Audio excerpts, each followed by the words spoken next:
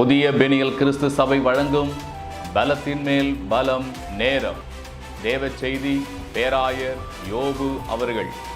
கர்த்தருடைய வார்த்தையை கேட்டு ஆசீர்வாதங்களை பெற்றுக்கொள்ளுங்கள். ஆண்டவரும் உலக இரட்சகருமாகிய இயேசு கிறிஸ்துவின் இனிய நாமத்தில் கிறிஸ்மஸ் புத்தாண்டு நல் வாழ்த்துக்களை உங்களுக்கு இந்த நாளில் நாங்கள் தெரிவித்துக் கொள்கிறோம். அருமையான தேவ பிள்ளைகளே, பலத்தின் மேல் பலம் என்கிற நிகழ்ச்சி மூலியமாய் இந்த கிறிஸ்மஸ் நல் வாழ்த்துக்களை நானும் எங்கள் சபையின் சார்பிலே உங்களுக்கு நாங்கள் வாழ்த்துக்களை தெரிவித்துக் கொள்கிறோம். இந்த நாள் உலகமே மகிழ்ச்சியாய் கொண்டாடி கொண்டிருக்கிற ஒரு நாள், கிறிஸ்துவின் பிறப்பு நாள். இன்னைக்கு அநேக பேர் கிறிஸ்மஸ் வாழ்த்துக்களை அநேகருக்கு சொல்லி கொண்டிருக்கிறாங்க. இன்னும் சில நாட்களுக்குள்ளாக நீங்கள் கிறிஸ்மஸு நீங்கள் கொண்டாட போகிறீங்க. கர்த்தநாம ஸ்தோத்திரம். கிறிஸ்மஸ் கொண்டாட போகிற உங்கள் ஒவ்வொருவரையும் நாங்கள் வாழ்த்தி ஆஸ்வதிக்கிறோம். இன்றைக்கு இந்த செய்தியின் தலைப்பு என்ன தெரியுங்களா? இயேசு கிறிஸ்துவின் பிறப்பின் அதிசயம். ஆம், அருமையான தேவ பிள்ளைகளே, நம்முடைய ஆண்டவராய் இயேசு கிறிஸ்து இந்த பூமியில பிறந்தார். அவருடைய பிறப்பு ரொம்ப அதிசயமா இருந்தது. அதான் இந்த செய்தியின் தலைப்பு, இயேசு கிறிஸ்துவின் பிறப்பின் அதிசயம் என்று சொல்லி வைத்திருக்கிறோம். உலகத்தில் எத்தனையோ குழந்தைகள் பிறக்குது, எத்தனையோ மகான்கள் பிறக்கிறாங்க, எத்தனையோ தலைவர்கள் பிறக்கிறாங்க. ஆனால் வானத்தையும் பூமியும் உண்டாக்கின ஆண்டவர் மனுஷ ரூபம் எடுத்து இந்த பூமிக்கு வந்தார். அவர் வருவதற்கு சில அதிசயங்கள்லாம் நடந்தது. அவருடைய பிறப்பே ரொம்ப அதிசயமா இருந்தது. எல்லாருக்குள்ளும் அது வியப்பாகவே அது இருந்தது. பாருங்க, ஏசாமி எப்படியெல்லாம் அவர் பிறந்தார், இயேசு கிறிஸ்துவின் பிறப்பின் அதிசயம் என்று செய்தி தலைப்பு வைத்திருக்கிறோமே அப்படின்னு சொல்ல, இயேசு கிறிஸ்துவின் பிறப்பின் அதிசயம் என்ன அப்படின்னு சொல்லி பார்த்தீங்கன்னா, இந்த உலகத்துல ஒரு குழந்தை பிறக்கும் போதோ அல்லது ஒரு பெரிய மனிதர்கள் பிறக்கும் போதோ முன்கூட்டியே இவள் பிறப்பார்கள் என்று யாருக்கும் சொன்னதாக இல்லை.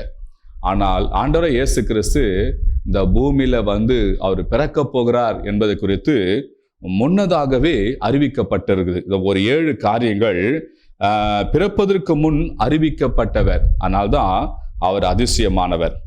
அதுக்கப்புறம் அறிவித்தபடியே பிறந்தவர்.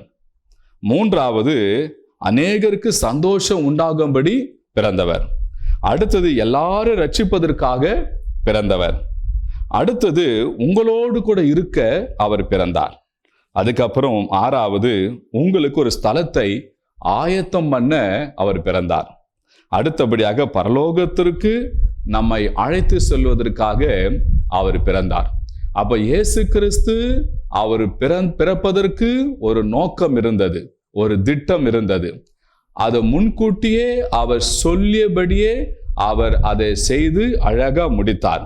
பாருங்க, ஆதியாகமம் 3ஆம் அதிகாரம் 15வது வசனத்தை வாசிக்கும் போது அதுல 2வது பேராகிராஃப்ல இருக்குது, அவர் உன் தலையை நசுக்குவார் என்று சொல்லி பிதா ஏதேன் தோட்டத்துல சர்பத்திடம் ஆண்டவர் சொன்னார். அவர் உன் தலையை நசுக்குவார் என்று சொல்லி. பாருங்க, அங்கேயே ஏதேன் தோட்டத்திலேயே இயேசு சாமி வார்த்தையாக அவர் வந்து விட்டார். அப்ப பிதாவினால் வாக்கு பண்ணப்பட்ட இயேசு அவர் பிறந்தார், முன் அறிவிக்கப்பட்டு அவர் பிறந்தார். அடுத்தது ஆதியாகமம் 49ஆம் அதிகாரம் 10வது வசனத்துல, சமாதான கர்த்தர் வரும் அளவும் செங்கோல் யூதா விட்டு நீங்குவதும் இல்லை, நியாயப்பிரமாணிகன் அவன் பாதங்களை விட்டு ஒழிவதும் இல்லை, ஜனங்கள் அவரிடத்தில் சேருவார்கள். யாக்கோபு யூதாவை குறித்து, அவர் வழியில ஆண்டவர் இயேசு கிறிஸ்து வரப்போது குறித்து முன் அறிவித்தார். ஏசாமி பிறப்பதற்கு முன்பதாகவே அவருடைய பிறப்பை ஊழியக்காரர்கள், பரிசுத்தவான்கள், தீர்க்கதரிசி மூலியமாய் அறிவிக்கப்பட்டது. அது மாத்திரமல்ல, அதே வசனத்துல அங்க சொல்லப்படுது, ஏசாயா 11ஆம் அதிகாரம் 1 முதல் 16 வரைக்கும் வாசித்து பார்த்தீங்கன்னா, அங்க ஈசாயின் மரத்திலிருந்து ஒரு துளிர் தோன்றும் அப்படியெல்லாம் சொல்லி அங்க இயேசு கிறிஸ்துவின் பிறப்பை குறித்து அங்க அழகா அங்க சொல்லப்பட்டுக்குதுங்க. அப்ப இயேசு சாமி பிறப்பதற்கு முன்பதாகவே ஒவ்வொரு பரிசுத்தவான்களும் ஒவ்வொரு தீர்க்கதரிசிகளும் முன்னதாகவே சொல்லப்பட்டு அவர் பிறந்தார். அப்ப இயேசு சாமி அதிசயமானவர் சொன்னா, அவர் பிறப்பு ஒரு அதிசயம் என்று சொன்னால், அவர் முன்கூட்டியே சொன்னபடி அவர் பிறந்தார். கர்த்தநாம அவர் பிறப்பதற்கு முன்னதாக சொல்லப்பட்டாயித்து அவர் பிறக்க போறார் என்று சொல்லி ஒவ்வொரு காலகட்டத்தில் ஒவ்வொரு ஊழியக்காரர்களை கொண்டு ஆண்டவர் பேசி வந்தார். பின்பு இரண்டாவது காரியம், அறிவித்தபடியே பிறந்தார். முதல் பார்த்தோம் பிறப்பதற்கு முன் அறிவிக்கப்பட்டார்னு சொல்லி. அடுத்தது இரண்டாவது காரியம், அறிவித்தபடியே பிறந்தார். நம்ம ஆண்டவர் சொல்றது ஒண்ணு செய்யறது ஒண்ணுலாம் கிடையாதுங்க. ஊழியக்காரை கொண்டு செய்வேன்னு சொன்னா அதை அப்படியே செய்து முடிப்பார். இப்ப அறிவித்தபடி இயேசு சுவாமி பிறந்து விட்டார். மத்தேயு சுவிசேஷம் 1 அதிகாரம் 22 வசனத்தை வாசிப்போமானால் சொல்லப்படுது, தீர்க்கதரிசியின் மூலமாய் கர்த்தரால் உரைக்கப்பட்டது நிறைவேறும்படி இதெல்லாம் நடந்தது. அப்ப என்னவா?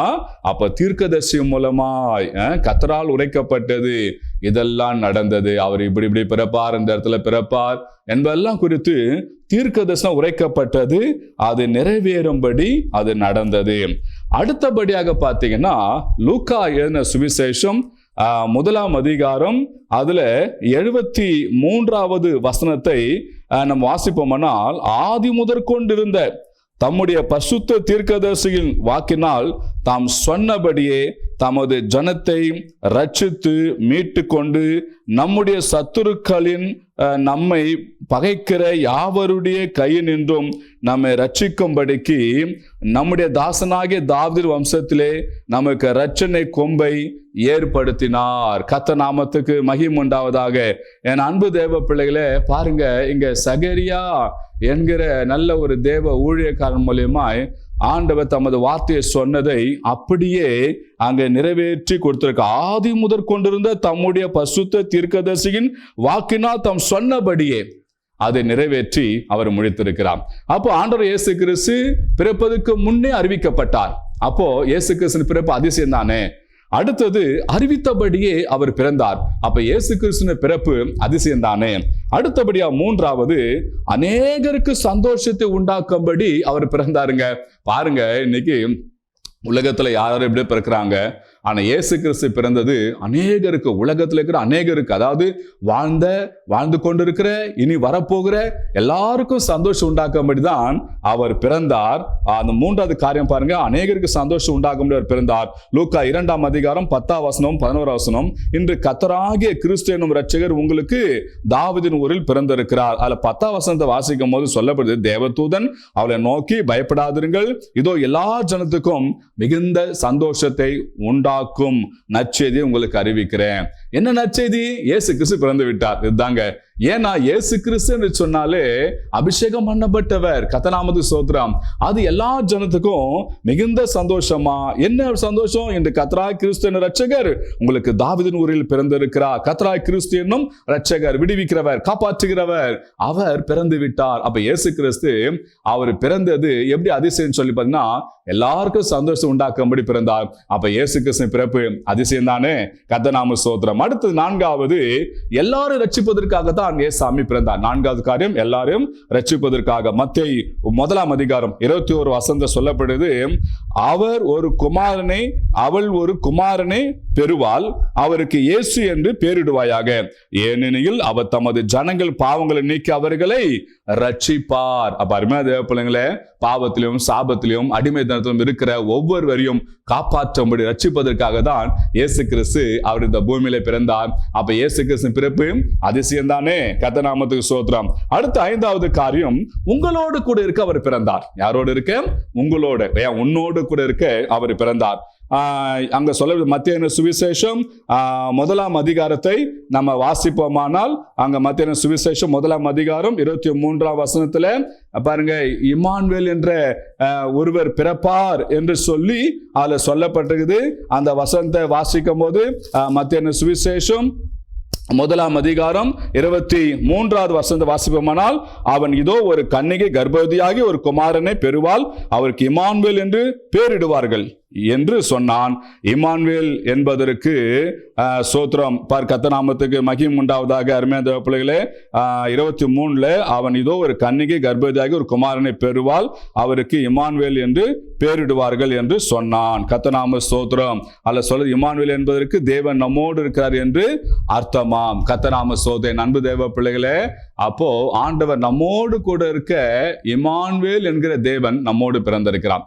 இம்மானுவேல் என்பதற்கு தேவன் நம்மோடு கூட இருக்க என்று சொல்லி அர்த்தமா. நம்மோடு கூட இருப்பதற்காக அவர் பிறந்தார். கர்த்தர் நாமத்துக்கு மகிமை உண்டாவதாக.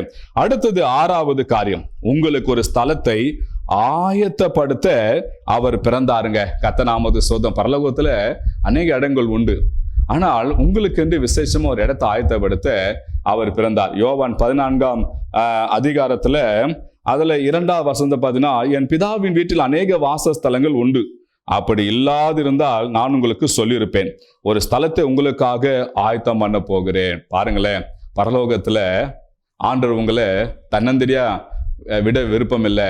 உங்களுக்கு என்று நல்ல ஒரு ஸ்தலத்தை, இந்த பூமியில உங்களுக்கு சொந்த இடம் இருந்தாலும் சொந்த இடம் இல்லை, சொந்த இடம் இல்லாதவங்க சந்தோஷப்படுங்க. பரலோகத்துல நித்தியமா சொந்த வீடு உங்களுக்கு உண்டு. அது ஆண்டவராகிய இயேசு கிறிஸ்து உங்களுக்காக ஆயத்தம் பண்ணி கொண்டு இருக்கு. அதுக்காக தான் அவர் பிறந்தார். கர்த்தர் நாம ஸ்தோத்திரம். அப்ப 6வது காரியம், உங்களுக்கு ஒரு ஸ்தலத்தை ஆயத்தம் பண்ணி கொண்டிருக்கிறார். யோவான் 14:20 படி ஒரு ஸ்தலத்தை உங்களுக்காக அவர் ஆயத்தப்படுத்தி கொண்டிருக்கிறார். அடுத்தது 7வது, பரலோகத்திற்கு அழைத்து செல்ல அவர் பிறந்தார். முதல்ல பார்த்தோம், உங்களுக்கு ஒரு ஸ்தலத்தை ஆயத்தப்படுத்த அவர் பிறந்தார். அப்போ ஒரு ஸ்தலத்தை ஆயத்தப்படுத்த பிறந்தவர், அவர் பிறப்பு அதிசயம் தானே. அடுத்தது பார்த்தீங்கன்னா, பரலோகத்திற்கு அழைத்து செல்ல அவர் பிறந்தார். எப்படின்னு சொல்லி பார்த்தீங்கன்னா, யோவான் 14:3 வாசிக்கும் போது, நான் போய் உங்களுக்காக ஸ்தலத்தை ஆயத்தம் பண்ண பின்பு நான் இருக்கிற இடத்துல நீங்களும் இருக்கும்படி நான் மறுபடியும் வந்து உங்களை என்னிடத்தில் சேர்த்துக் கொள்வேன். பாருங்களேன், அங்கே அழகா சொல்லப்படுது, நான் மறுபடியும் வந்து உங்களை என்னிடத்தில் சேர்த்துக் கொள்வேன்.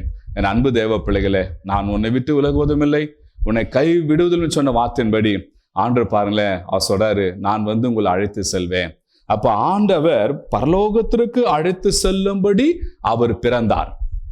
அப்போ அவர் பிறப்பு அதிசயம் தானே. கர்த்தர் நாமத்துக்கு ஸ்தோத்திரம். என் அன்பு தேவ பிள்ளைகளே, அப்ப யோவான் 14:3 படி நம்மளை அழைத்து செல்வதற்காக, பரலோகத்துக்கு அழைத்து செல்வதற்காக அவர் பிறந்திருக்காங்க. அதெல்லாம் என் அன்பு தேவ பிள்ளைகளே, இயேசு கிறிஸ்துவின் பிறப்பு மிக மிக அதிசயங்க. அது வேற யாருக்கும் இந்த ஒரு அதிசயம் என்று நம்ம சொல்லிவிட முடியாது. வேற ஏதாவது ஒரு பிறப்பை காட்டி இது அதிசயம் சொன்னா அதெல்லாம் ஒரு கட்டுக்கதை தான், அதுக்கு எந்த விதமான ஆதாரமும் கூட கிடையாது.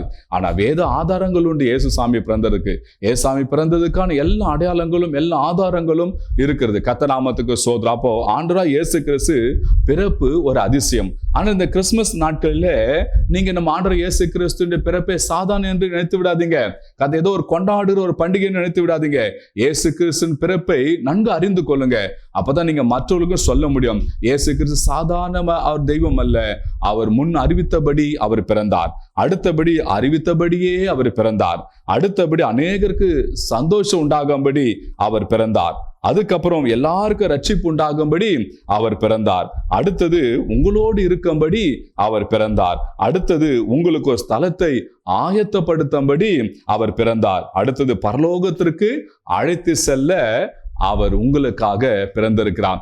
ஏதோ சாதா பிறந்து நான் கடவுள் என பாருங்கள் என ஆராதுங்க என்பதற்காக அவர் வரவில்லை. ஒரு திட்டம், ஒரு நோக்கம் இருந்தது. அந்த திட்டத்தின்படி, அந்த காலத்தின்படி, அந்த நேரத்தின்படி அவர் பிறந்தார். அவர் பிறப்பு ஒரு அதிசயம். கர்த்தர் நாம ஸ்தோத்திரம். ஒரு அதிசயமான தெய்வத்தை நம்ம ஆராய்த்து கொண்டிருக்கிறோம். அதனால நீங்க இந்த நாள்ல கிறிஸ்துவின் பிறப்பை கொண்டாடி கொண்டிருக்கீங்க. நீங்க எல்லாருமே சொல்லுங்க, எங்க ஆண்டவன் பிறப்பு ஒரு அதிசயம் சொல்லுங்க. ஹாப்பி கிறிஸ்மஸ் என்று சொல்லுவதை விட ஹாப்பி கிறிஸ்மஸ் சொல்லிவிட்டு சொல்லுங்க. இது ஏன் தெரியுமா சொல்றேன்? எங்க ஆண்டவர் இயேசு பிறப்பு ஒரு அதிசயம் அப்படின்னு சொல்லுங்க. இல்ல ஹாப்பி கிறிஸ்மஸ் சொல்வதை விட கை கொடுத்து எங்க இயேசுவின் பிறப்பு அதிசயம் அப்படின்னு சொல்லுங்க. அப்ப கேட்பாங்க, என்ன இயேசுக்கு பிறப்பு அதிசயம்? எல்லாம் ஹாப்பி கிறிஸ்மஸ் தான் சொல்லுவாங்க, நீங்க எப்படி சொல்றீங்கன்னு சொல்லும் போது, ஆமாங்க, எங்க 7 காரியம் சொல்லப்படுது, அது அப்படியே அவங்களுக்கு சொல்லுங்க. எங்க ஆண்டவர் பிறப்பு அதிசயம். அவர் சாதா பிறக்கவில்லை, திடீரென்று பிறக்கவில்லைங்க. அவர் முன் அறிவித்தபடியே பிறந்தார், அறிவித்தபடியும் பிறந்தார். அதுக்கப்புறம் அநேகருக்கு சந்தோஷம் உண்டாகும்படி பிறந்தார், அநேகர் ரட்சிக்கும்படி பிறந்தார், எங்களோடு கூட இருக்கும்படி பிறந்தார், எங்களுக்கு ஒரு ஸ்தலத்தை ஆயத்தப்படுத்தும்படி பிறந்தார். அது பரலோகம் அழைத்து செல்வதற்காக அவர் பிறந்திருக்கிறார். இந்த இயேசு நீங்களை ஏற்றுக்கொள்ளுங்க. அவரும் உங்களுக்கு இந்த சந்தோஷ சமாதானம் எல்லாவற்றையும் உங்களுக்கு தருவார் என்று நீங்க சொல்வதுதான் உண்மையான ஒரு கிறிஸ்துமஸ். அல்ல என் அன்பு தேவ பிள்ளைகளே, சந்தோஷமா இருங்க. இந்த கிறிஸ்துமஸ் நாள்ல உங்களை வாழ்த்துகிறேன். இந்த செய்தியை மற்றவங்களும் பகிருங்க. கர்த்தர் உங்களை ஆசீர்வதிப்பார். இப்போது ஜெபிக்கட்டுமா?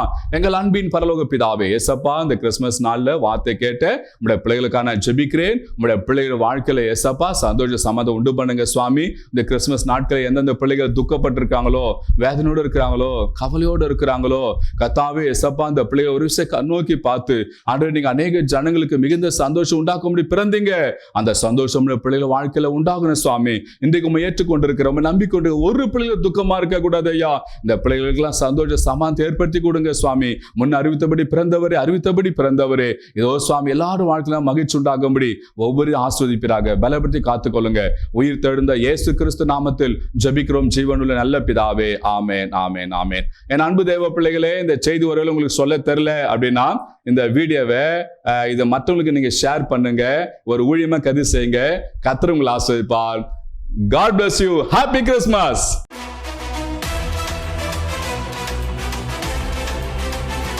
கிறிஸ்துக்குள் பிரியமான தேவ பிள்ளைகளே, கிறிஸ்மஸ் நாளில் ஏழை எளிய மற்றும் சரீரத்தில் குறைபாடு உள்ள பிள்ளைகளை நாம் நினைவு கூறுவோம்.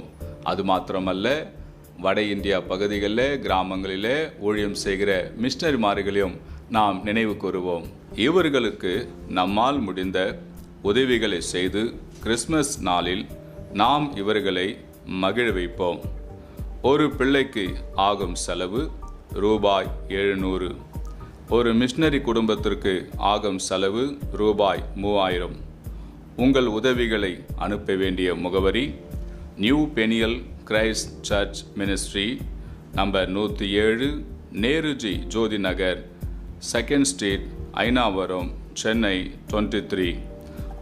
உங்கள் காணிக்கைகளை அனுப்ப வேண்டிய முகவரி திரையில் காட்டப்படும் வங்கி எண்ணுக்கு அனுப்பலாம். அது மாத்திரமல்ல, கூகுள் பே எண்ணுக்கும் உங்கள் காணிக்கைகளை அனுப்பலாம். உங்கள் காணிக்கைகளை அனுப்பி ஆசீர்வாதங்களை பெற்றுக்கொள்ளுங்கள். கர்த்தர் உங்களை ஆசீர்வதிப்பார்.